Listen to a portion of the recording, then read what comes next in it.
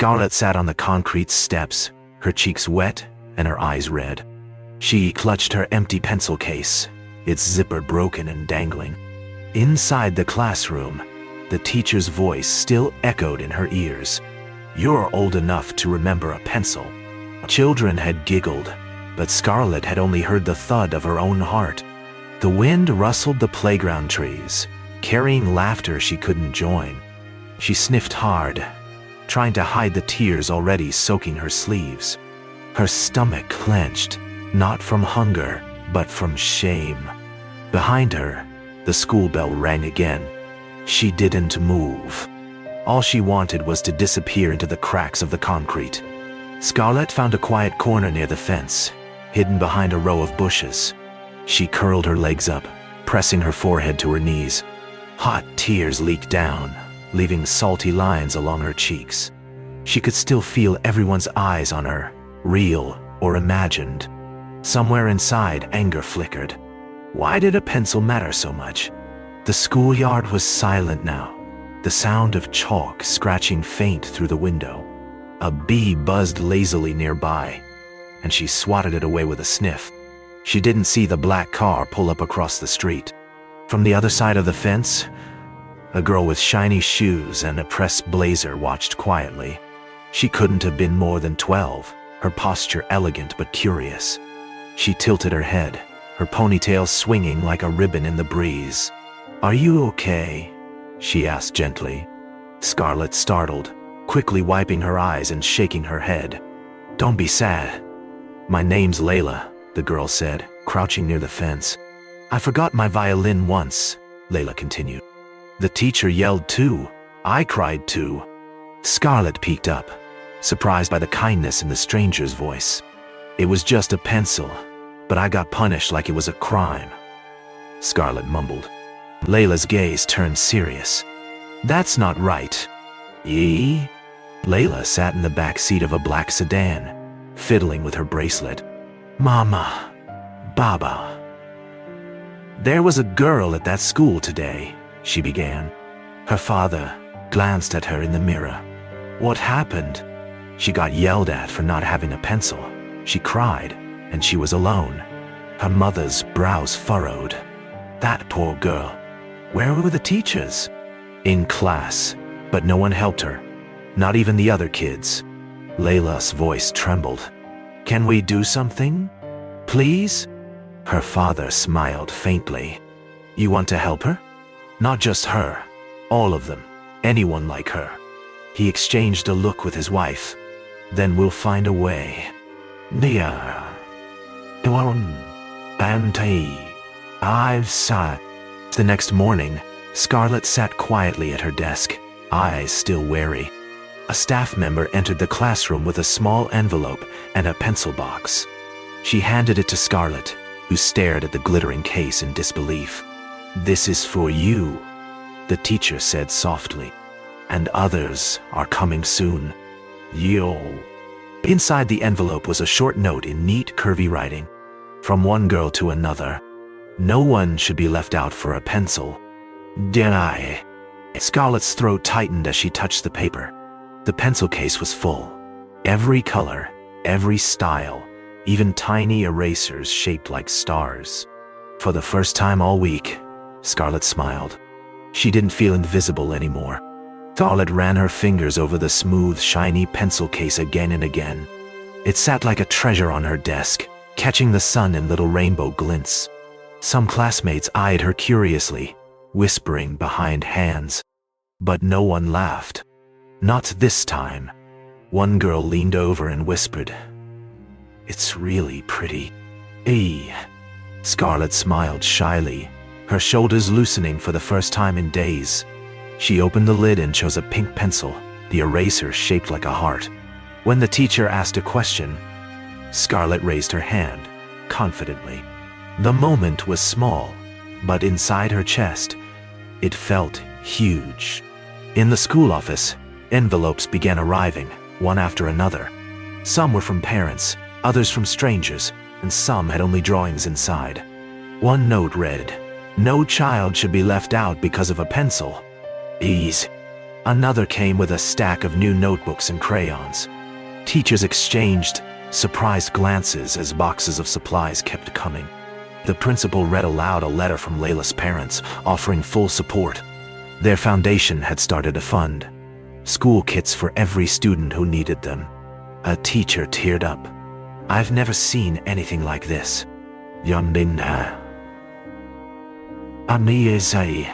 What started as a gift had become a wave. A week later, the school cafeteria had transformed into a bright celebration. Tables overflowed with pencil boxes, erasers, rulers, and sharpeners. Scarlet watched as a younger boy hugged a crayon set like it was gold. Volunteers handed out bags with every color of the rainbow. Laughter rang through the room like music. Teachers took photos. Students compared their new kits like prized collections. Layla arrived quietly, waving at Scarlet across the room.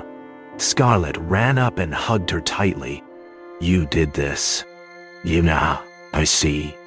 Layla grinned. "No, we did." At home, Scarlet showed her mother the note again. They sat on the couch, their tiny living room lit by a single soft lamp. Her mother traced the handwriting with her calloused fingers.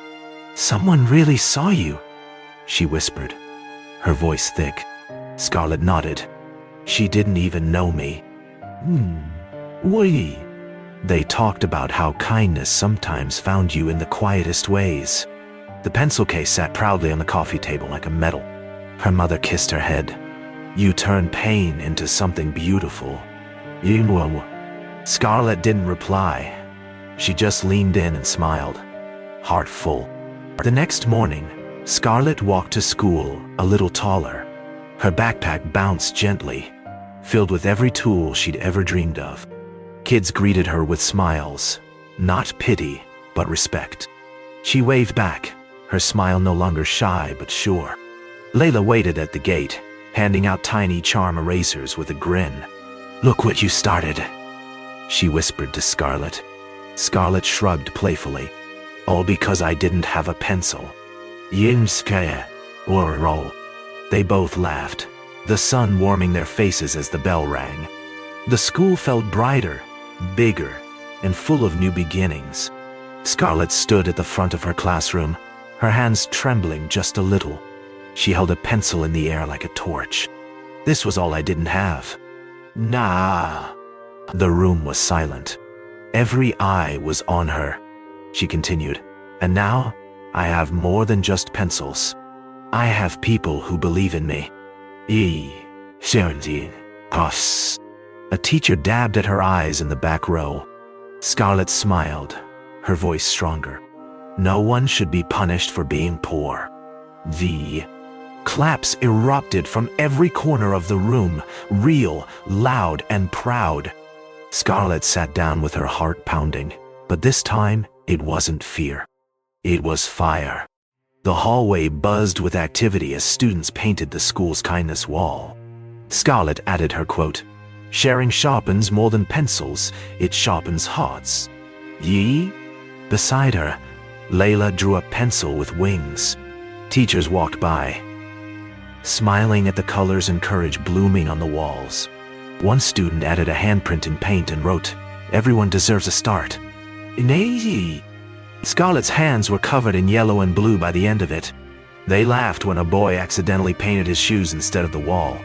It was more than art. It was their story, loud and visible. Scarlet sat beside Layla on a plush couch, bright studio lights shining down. The interviewer smiled.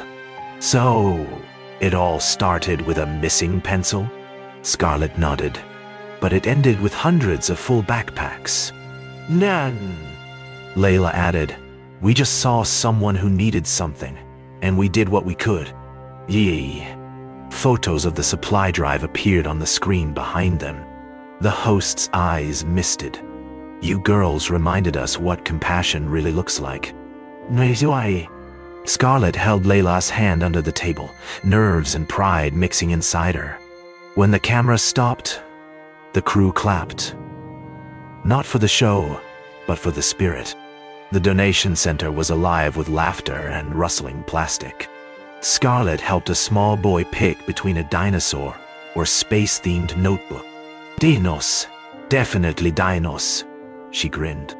Volunteers from other schools joined in, stacking and packing with cheerful chaos. Layla moved through the room with a clipboard, coordinating deliveries. Every bag packed was a tiny spark ready to light a fire elsewhere. Scarlet paused at a table, watching everyone work. "It's growing," she whispered. Layla joined her, smiling. "This is just the beginning. Now." And they both knew it was true.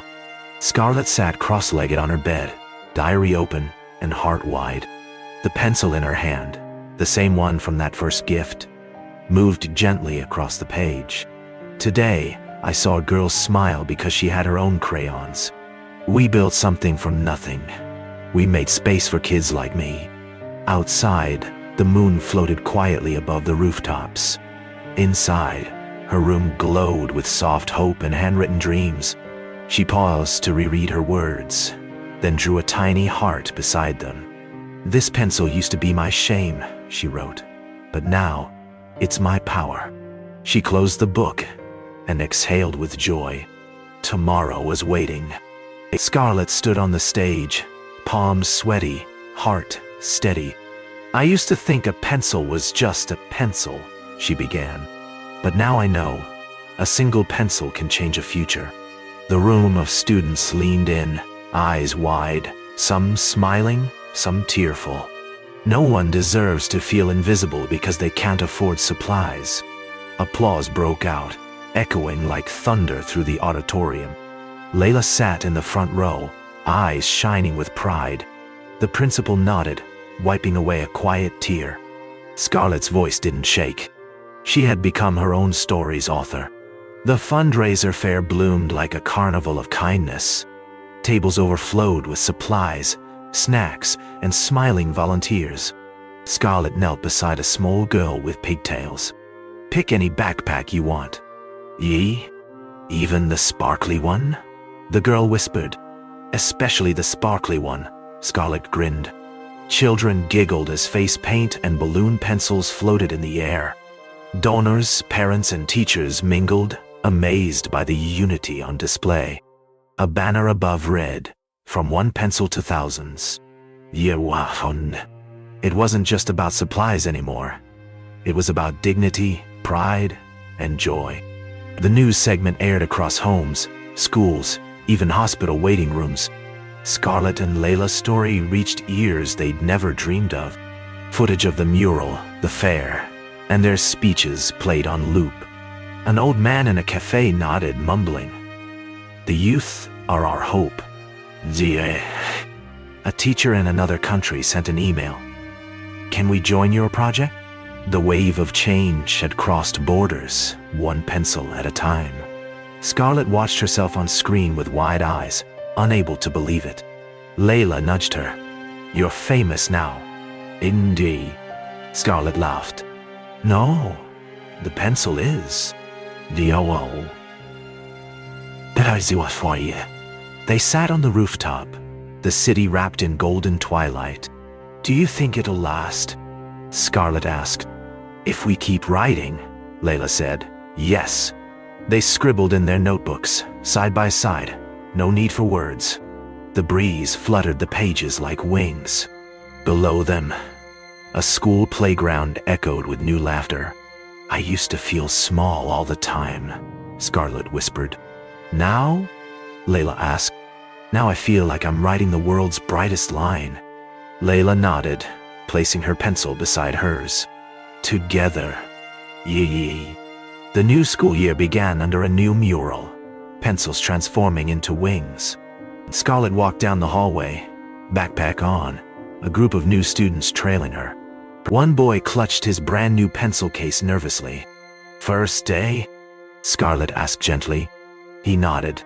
"I didn't have one of these before." "Ian." She smiled. "You do now. And you're not alone." The boy smiled back, eyes lighting up like stars. They entered the classroom together, side by side. Scarlet turned back once, looking at the mural with tearful pride.